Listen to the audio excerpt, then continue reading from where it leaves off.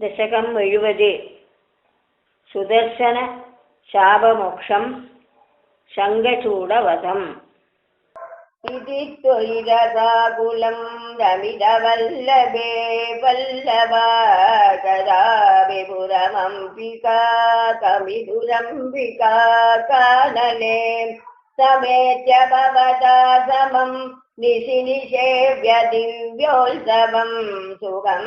सुषुवरग्रहीत् रजवमुग्रनागस्तदा समोमुखमदोन्मुखैः अभिगतेऽपि तस्मिन् बलादे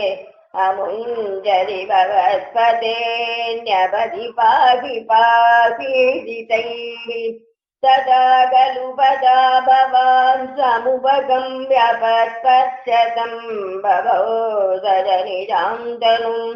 समुपदात्य वैद्यादतिं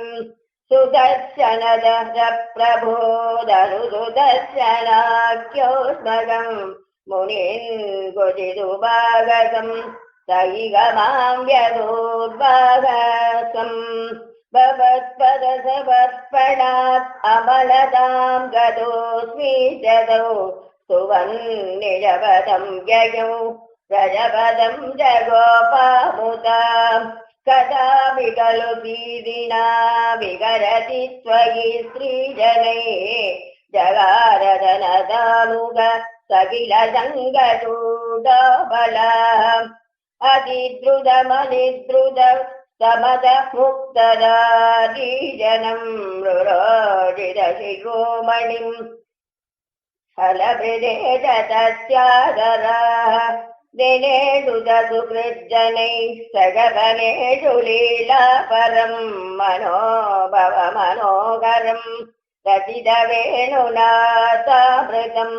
भवन्तममरीदृशाम् अमृतपारणादायिनं विरिञ्जति मुनालपन्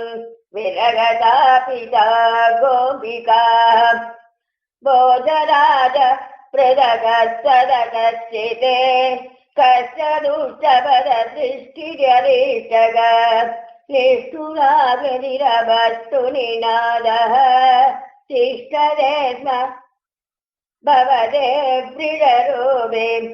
शाकरोज जगते दृगाति मूर्तिमेष बृहत्तुं तददानः पङ्क्तिमासु परिपूर्णपशूनां चन्दनां निधिमवपभवन्तं तुङ्गसिंहमुखमाश्वरियन्तं सङ्गृह्य रवसादभिजं तं भद्ररूपमभिदैक्यमभद्रं वर्धयन्नमदयसुरलोकं चित्रमद्य भगवन् वृषभादाते सुस्थिराजनिवृषस्थितिरूपां वर्धतेत वृषतेरति भोगान् मोदयित्यभिनितोऽसि सुरैः त्वम् औषधानि परिदवदूतं वीक्षदामयमि घोषविभेदि इत्थमातः दिदैः सगोपैः गेगदत्वमव